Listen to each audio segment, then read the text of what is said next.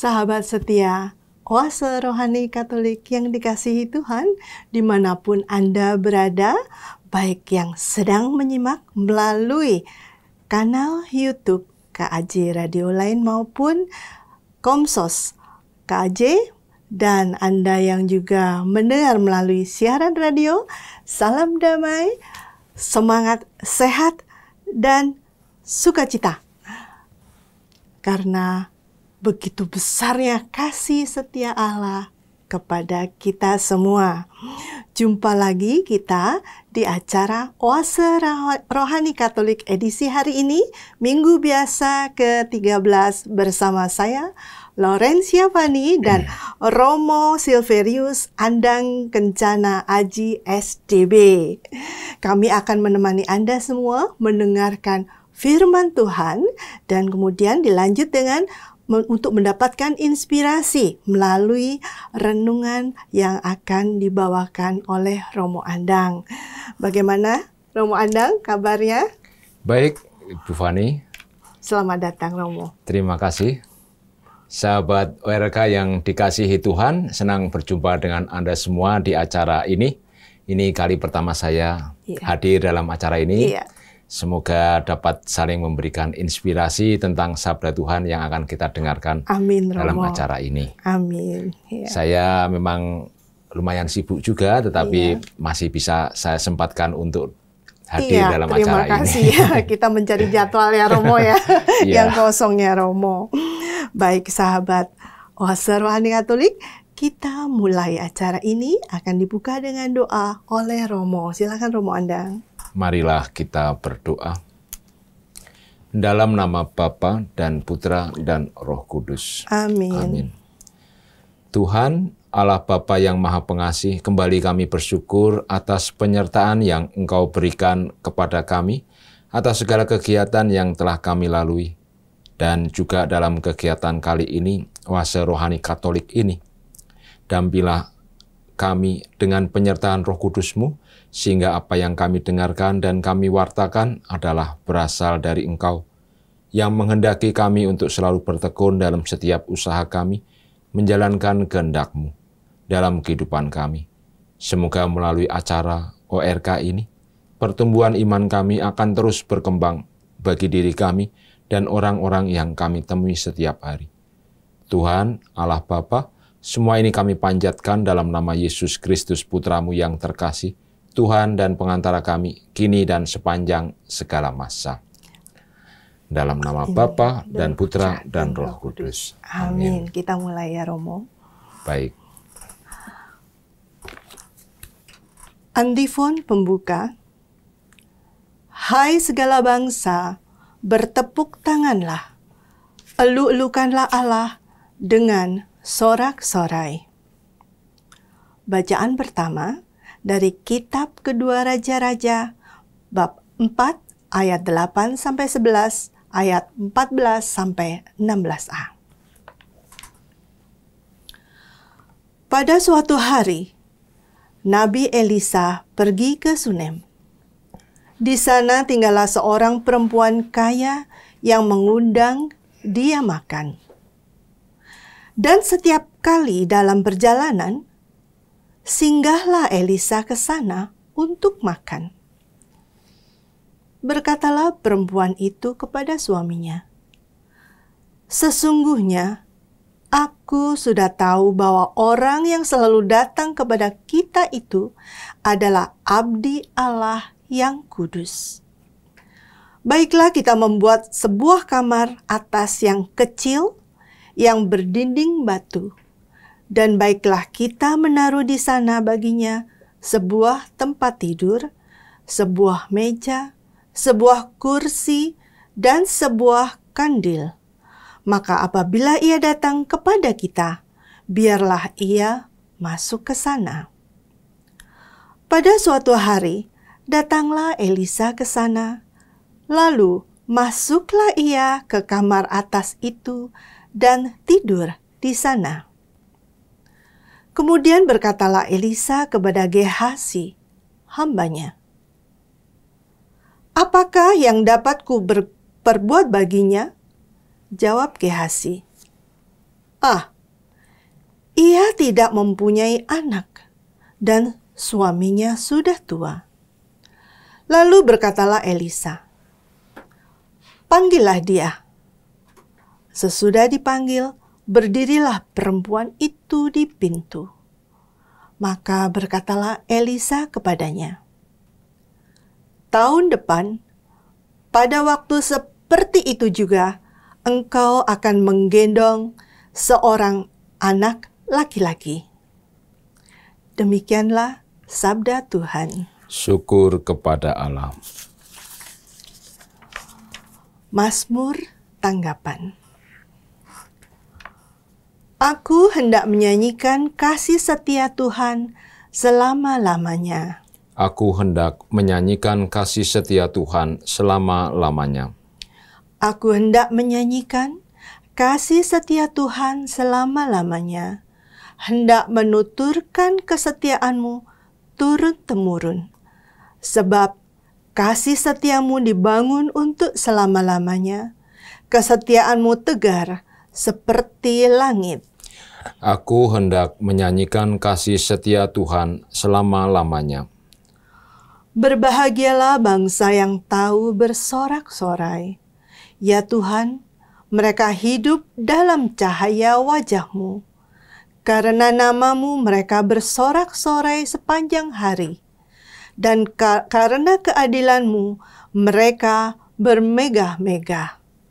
Aku hendak menyanyikan kasih setia Tuhan selama-lamanya. Sebab Engkaulah semarak kekuatan mereka. Dan karena Engkau berkenan, tanduk kami ditinggikan. Sebab milik Tuhanlah perisai kita, milik yang kudus Israel-lah Raja kita. Aku hendak menyanyikan kasih setia Tuhan selama-lamanya. Bacaan kedua dari surat Rasul Paulus kepada jemaat di Roma, bab 6 ayat 3-4, ayat 8-11. Saudara-saudara, camkanlah.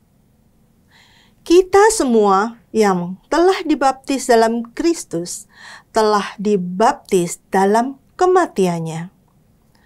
Dengan demikian, kita telah dikuburkan bersama-sama dengan Dia oleh pembaptisan dalam kematian, supaya seperti halnya Kristus telah dibangkitkan dari antara orang mati oleh kemuliaan Bapa, demikian juga kita akan hidup dalam hidup yang baru. Jadi, jika kita telah mati dengan Kristus, kita percaya bahwa kita akan hidup juga dengan Dia. Karena kita tahu bahwa Kristus sesudah bangkit dari antara orang mati, tidak mati lagi. Maut tidak berkuasa lagi atas Dia. Sebab kematiannya adalah kematian terhadap dosa, satu kali untuk selama-lamanya, dan kehidupannya adalah kehidupan bagi Allah. Demikianlah hendaknya kamu memandangnya. Kamu telah mati bagi dosa, tetapi kamu hidup bagi Allah dalam Kristus Yesus. Demikianlah sabda Tuhan. Syukur kepada Allah. Haleluya, haleluya, haleluya. Haleluya, haleluya, haleluya. Kamulah bangsa yang terpilih, kaum imam yang rajawi dan bangsa yang kudus. Kamu harus memaklumkan perbuatan-perbuatan agung Allah, yang telah memanggil kamu keluar dari kegelapan, masuk ke dalam terangnya yang menakjubkan. Haleluya, haleluya, haleluya. Bacaan Injil diambil dari Injil menurut Matius bab 10 ayat 37 sampai dengan 42.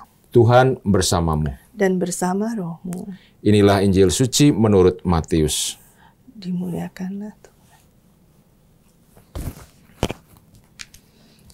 Sekali peristiwa, Yesus bersabda kepada ke-12 murid-Nya, "Siapa saja yang mengasihi bapa atau ibunya lebih daripada mengasihi aku, ia tidak layak bagiku. Dan siapa saja yang mengasihi putranya atau putrinya lebih daripada mengasihi aku, ia tidak layak bagiku. Siapa saja yang tidak memikul salibnya dan mengikuti aku, ia tidak layak bagiku. Siapa saja yang mempertahankan nyawanya, ia akan kehilangan nyawanya, dan siapa saja yang kehilangan nyawanya karena aku, ia akan memperolehnya. Siapa saja yang menyambut kamu, ia menyambut aku, dan siapa saja yang menyambut aku, ia menyambut Dia yang mengutus aku.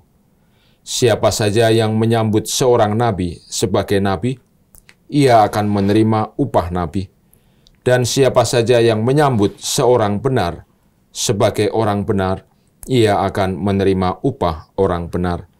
Siapa saja yang memberikan air sejuk secangkir saja kepada salah seorang yang kecil ini, karena ia muridku, sesungguhnya aku berkata kepadamu, ia tidak akan kehilangan upahnya." Demikianlah sabda Tuhan. Terpujilah Kristus. Sahabat Oase Rohani Katolik yang dikasihi Tuhan, sudah kita dengarkan bersama firman Tuhan. Sekarang marilah kita mendengarkan permenungan yang akan disampaikan oleh Romo Andang. Ya Romo, apa yang Romo ingin sampaikan pada bacaan firman Tuhan yang sudah kita simak bersama ya Romo ya, tentang kitab kedua Raja-Raja yang menceritakan iman seorang perempuan kaya di Sunem, dan juga bacaan kedua menurut surat Rasul Paulus kepada jemaat di Roma menyoal pembaptisan. Begitu Romo, silakan Romo. Baik, saya akan memberikan permenungan dari bacaan pertama dan bacaan kedua. Ya. Bacaan pertama dari kitab kedua Raja-Raja tentang tokoh perempuan Sunem. Tidak disebutkan namanya. Yang digambarkan sebagai seorang yang setia dan tekun dalam menjalani kehidupan rohani. Ya. Ini terlihat bagaimana ia sungguh-sungguh sangat terbiasa melayani kedatangan Nabi Elisa yang kemudian berusaha untuk mengenal dan memahami sosok Nabi Elisa ini dan menyadari bahwa yang ia temui dan kemudian yang ia layani dalam setiap persinggahan Nabi Elisa ke dalam perjalanan melalui Sunem itu, kemudian menyadari bahwa Nabi Elisa itu adalah seorang abdi Allah yang sungguh sangat kudus. Oleh karena itu, dia berusaha melayani sebaik-baiknya. Dia kemudian berinisiatif berbicara dengan suaminya untuk memberikan pelayanan sebaik-baiknya. Dan ini kemudian membuahkan hasil bahwa kemudian Nabi Elisa menanggapinya juga dengan sangat baik. Dia berusaha ingin tahu bagaimana kehendak atau keinginan dari perempuan Sunem itu. Dan kemudian memberi rahmat atau mencurahkan rahmat Tuhan kepada perempuan itu dengan memberikan semacam nubuat bahwa 1 tahun ke depan dia akan mempunyai anak. Dan kemudian terbukti. Dan ini sungguh-sungguh merupakan satu cerminan bahwa setiap kali kita mempunyai ketulusan hati karena itu berdasarkan dari satu kehidupan rohani yang baik, akan membuahkan hasil curahan rahmat yang tentu saja akan kita dapat karena kita mempunyai ketulusan hati tersebut di dalam pelayanan. Dan kita di dalam bacaan yang kedua, kita ditegaskan bahwa kalau kita yang mengaku sebagai murid Kristus, itu haruslah mau menunjukkan diri sebagai murid yang sejati.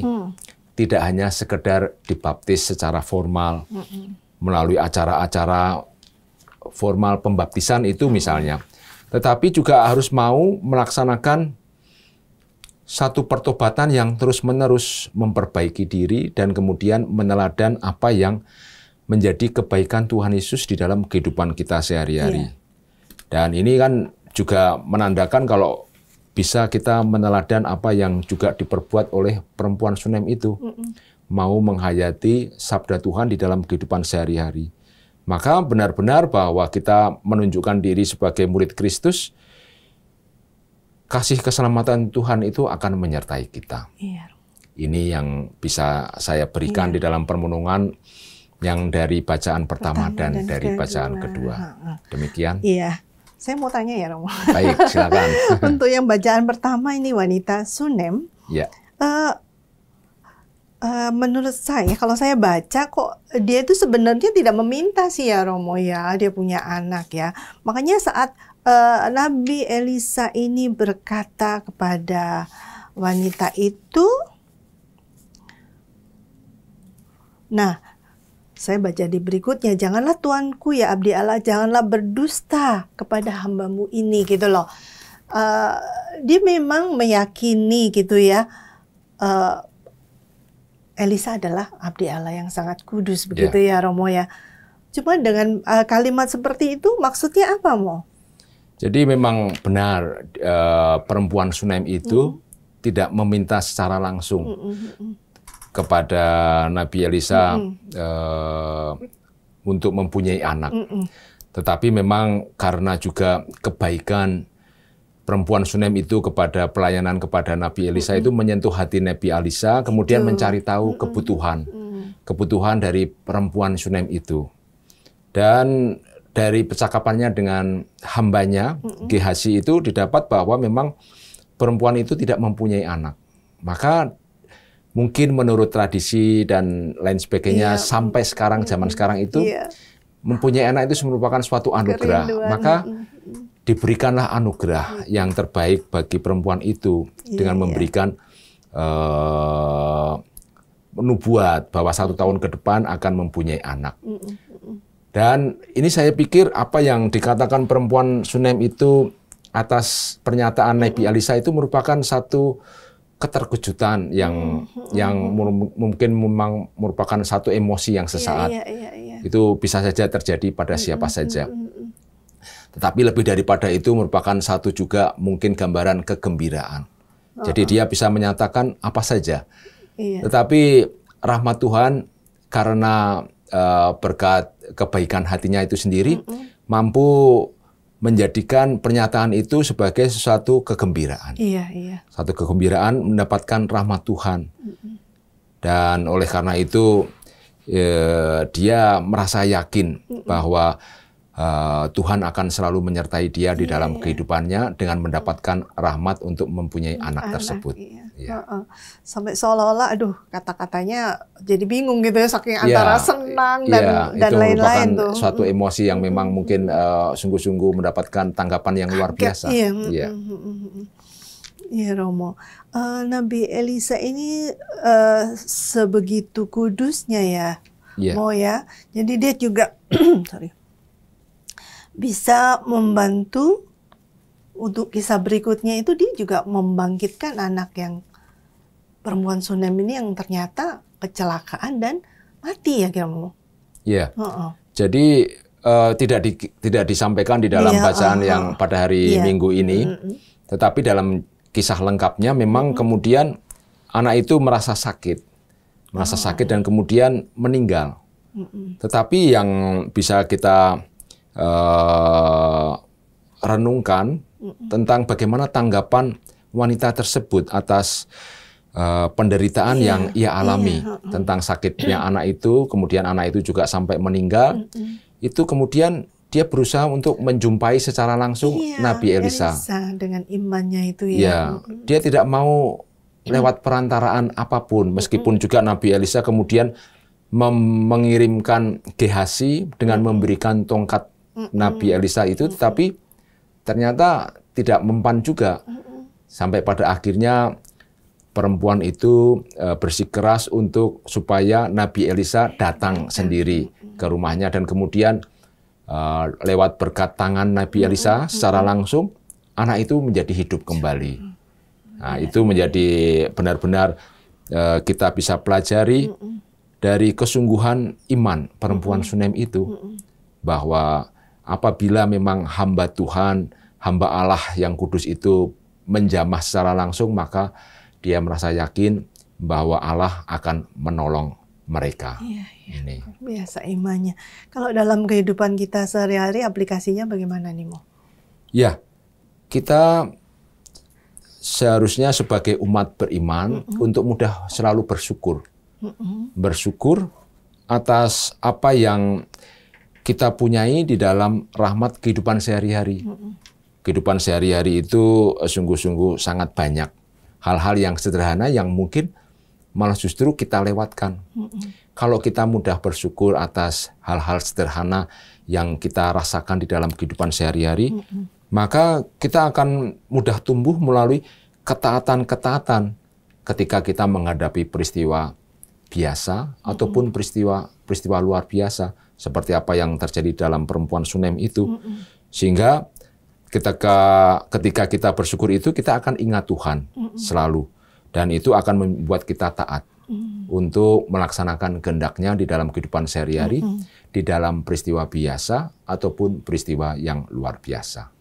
Demikian. Iya, jadi kita memang terus-menerus bersyukur ya, untuk menumbuhkan ketaatan, baik dalam peristiwa yang biasa-biasa maupun yang luar biasa ya Romo ya. Itu.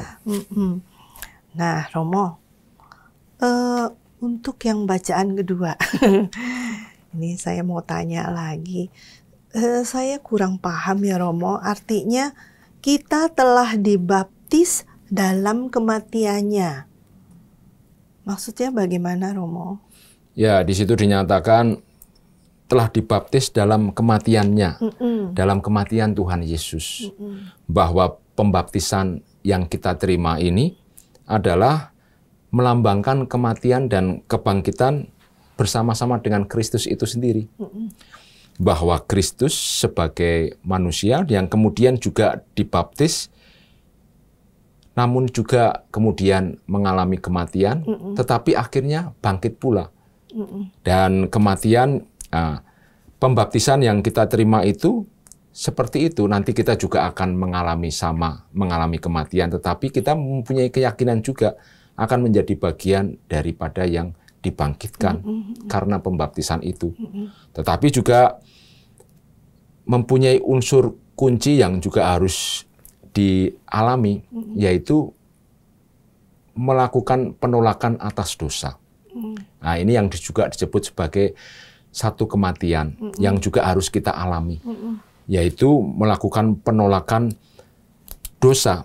Kalau kita mau bisa melakukan ini di dalam kehidupan sehari-hari, maka kita akan bisa mempunyai kasih karunia secara terus-menerus, sehingga pembaptisan yang akan kita terima itu akan mempunyai rahmat keselamatan bagi kita dengan kebangkitan seperti apa yang telah juga Tuhan Yesus alami sebagai seorang manusia. Iya, Romo. Ini yang dimaksud sebagai pembaptisan kita itu adalah dibaptis di dalam kematiannya.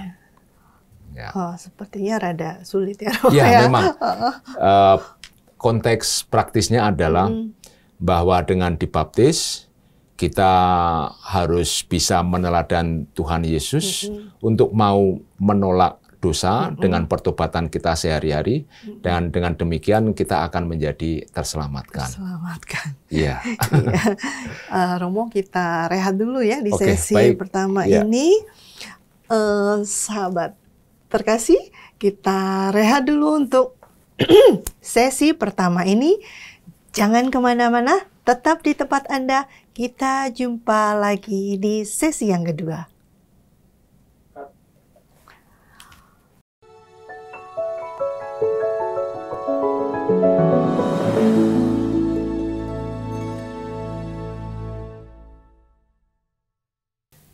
Sahabat terkasih, kita jumpa lagi di sesi kedua, masih bersama kami, Romo Andang SDB dan saya Lorencia Fani.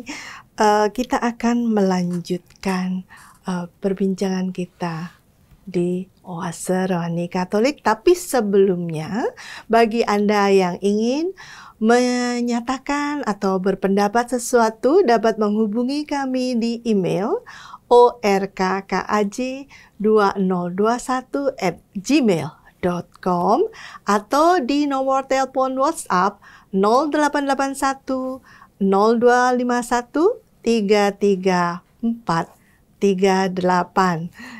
Ayo Romo, kita lanjutkan. Mungkin Romo bisa memberikan sedikit resume di sesi pertama tadi ya Romo. Jadi agar sahabat yang baru saja bergabung di sesi kedua ini bisa nyambung. Silakan Mo. Ya, kita mempunyai tokoh perempuan Sunem di dalam bacaan pertama. Merupakan tokoh yang mempunyai hidup rohani yang baik. Dan kemudian mendapatkan rahmat Tuhan melalui tangan Nabi Elisa dengan mempunyai anak. Dan kenyataan yang ia terima, yaitu rahmat Tuhan ini, membuat dia semakin menjadi manusia yang baik lewat kehidupan rohaninya. Dan kehidupan rohaninya itu terlihat di dalam banyak hal, seperti kemurahan hati di dalam pelayanan kepada Nabi Elisa. Dan ini merupakan tokoh cerminan menjadi seorang Kristen yang baik di dalam zaman modern ini. Melalui pembaptisan, kita diutus untuk bisa memperbaiki diri hari demi hari melalui pertobatan dan untuk bisa menjadi modal bagi keselamatan kita. Iya, amin, Romo. Ya. Jadi kita lanjut ya Romo ya. Untuk kita lanjut yang bacaan kedua belum selesai Romo. Saya masih ada pertanyaan. Bagaimana sih Romo kita mengatasi kekhawatiran berkaitan dengan kepastian bahwa kita pasti selamat, begitu Mo? Iya. Sebenarnya mungkin langsung ke praktis saja, bahwa kita diminta untuk mempunyai kebahagiaan di dalam kehidupan kita. Kebahagiaan ini menjadi salah satu modal bagi kesiapan kita untuk kehidupan abadi. Bagaimana kita bisa masuk dalam keselamatan atau kehidupan abadi itu kalau kita tidak mempunyai rasa kebahagiaan di dalam kehidupan kita di dunia ini. Dan yang mungkin menjadi pertanyaan selanjutnya adalah bagaimana cara kita itu berbahagia di dalam kehidupan sekarang ini. Adalah cara kita memandang setiap persoalan yang hadir di dalam kehidupan kita. Dan tentu saja persoalan itu kita pandang dalam kacamata kehendak Tuhan. Seperti juga yang selalu dialami oleh perempuan Sunem dalam bacaan pertama dari kitab kedua Raja-Raja itu. Dia itu selalu mensyukuri, senang, bahagia terhadap segala rahmat yang telah Tuhan berikan kepada dia.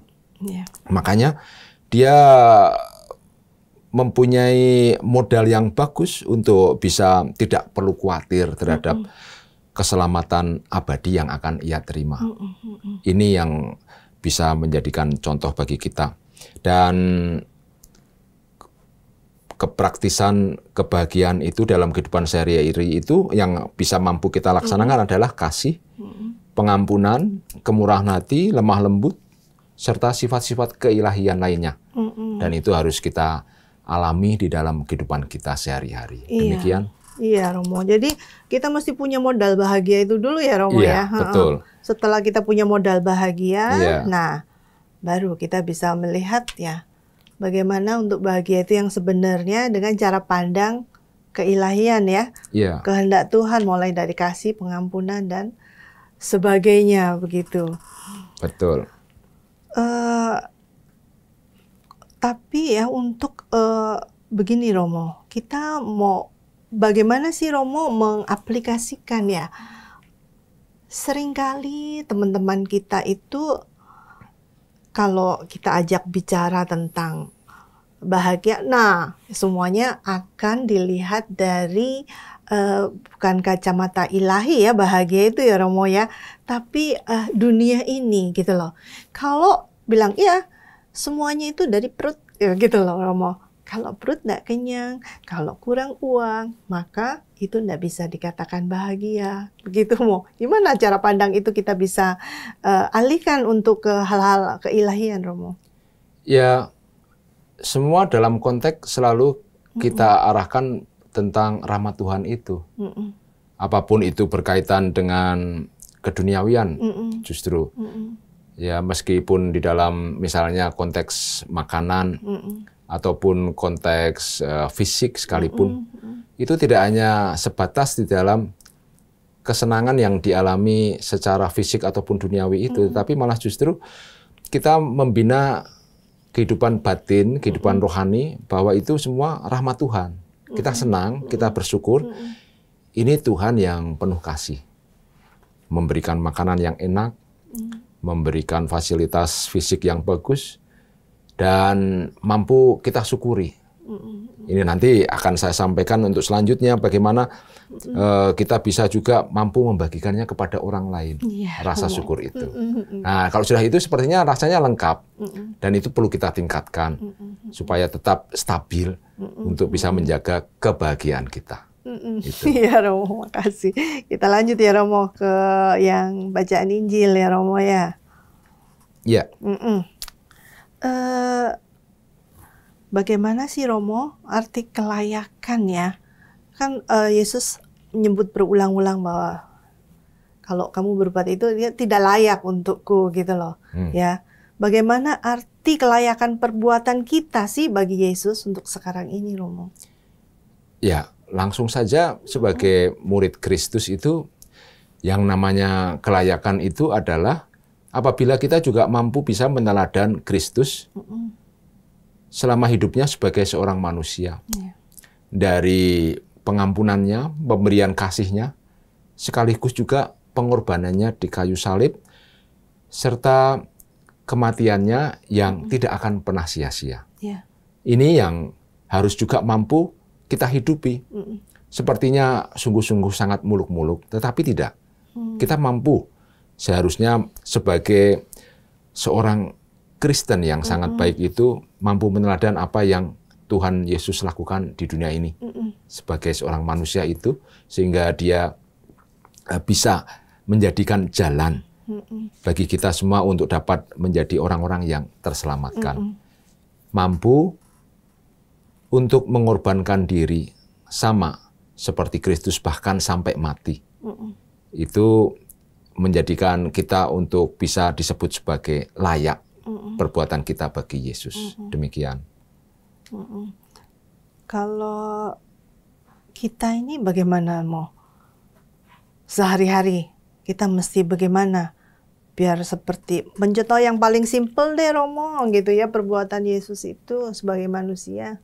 Ya, kalau mungkin dikaitkan dengan keluarga ya, di dalam kehidupan sehari-hari itu, di dalam kehidupan sehari-hari itu kita akan menemui keluarga yang kadang-kadang memang kurang ideal, tetapi juga kadang-kadang juga memang sudah baik.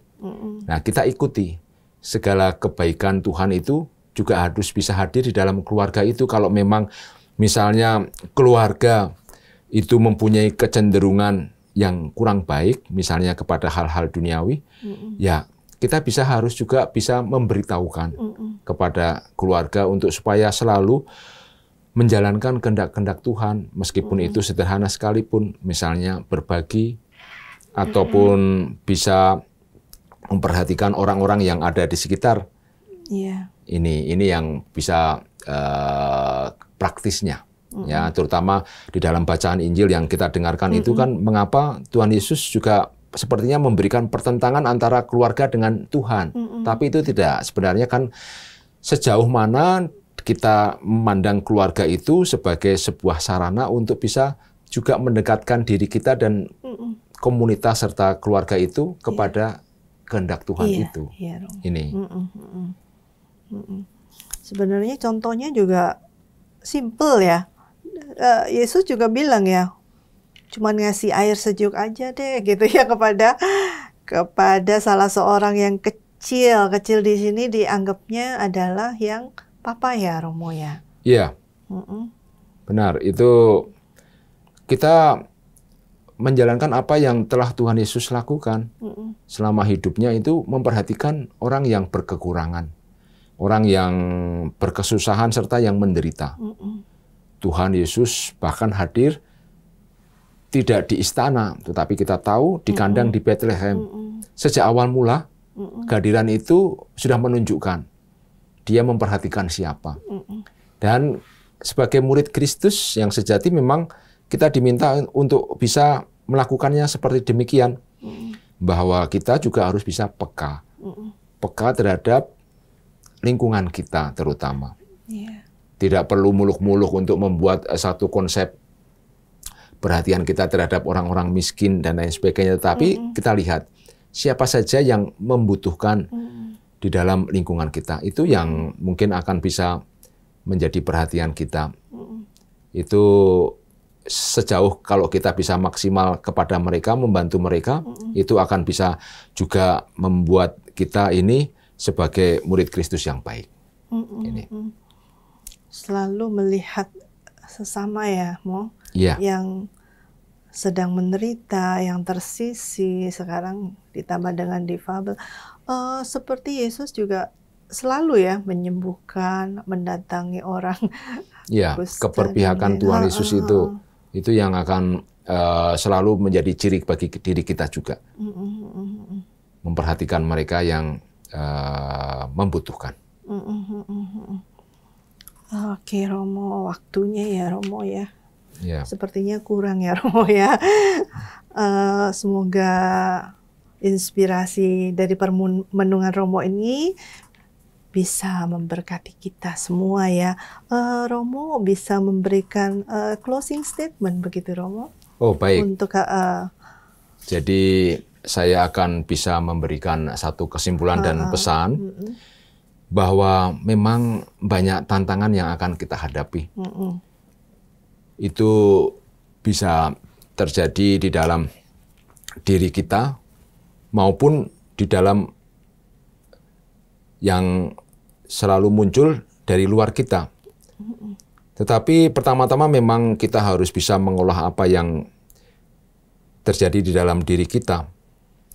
Bahwa tantangan-tantangan inilah yang bisa disebut sebagai sebuah salib bagi diri kita. Dan sebagai insan yang beriman selayaknya kita dimampukan untuk memihak kepada kehendak Tuhan. Bagaimana supaya kita bisa sampai pada tahap tersebut, kita harus menumbuh kembangkan kehidupan rohani setiap hari melalui pertobatan terus-menerus. Dengan pertobatan terus-menerus itu, kita akan bisa mengatasi setiap salib yang kita punya. Jangan hanyut dengan hal-hal duniawi, tetapi larut di dalam kehendak ilahi. Demikian apa yang bisa saya sampaikan, semoga berkenan dan mampu kita jalani demi keselamatan diri kita dan orang-orang yang kita temui. Iya, amin. Sangat memberkati kami semua nih, Romo, inspirasinya. Sahabat Oase Rohani Katolik yang dikasihi Tuhan, kita sampai di penghujung acara. Akan ditutup oleh doa penutup oleh Romo dan berkat. Silakan, Romo. Marilah kita berdoa. Dalam nama Bapa dan Putra dan Roh Kudus. Amin. Terima kasih Tuhan Yesus atas penyertaan-Mu dalam perbincangan ini. Sebab setiap kata yang ada adalah menghadirkan sabda dan kehendak-Mu. Semoga kami dapat meresapinya dan mewujudkannya dalam kehidupan kami. Tuhan Yesus, jadikanlah kami rela memikul salib kami dan mengikuti Engkau seumur hidup kami, agar kelak Kau gabungkan kami dalam kemuliaan-Mu selama-lamanya. Nama-Mu kami puji, kini dan sepanjang segala masa. Amin. Tuhan bersamamu. Dan bersama roh-Mu. Semoga kita semua diberkati oleh Allah yang Maha Kuasa, Bapa dan Putra dan Roh Kudus. Amin. Terima kasih. Terima kasih kepada Romo Andang SDB dan kepada para pendengar setia Oase Rohani Katolik dimanapun Anda berada untuk kebersamaan kita sepanjang kesempatan ini. Akhir kata, Romo Andang SDB dan saya Laurencia Fani pamit undur diri. Sampai jumpa di Oase Rohani Katolik berikutnya. Salam damai.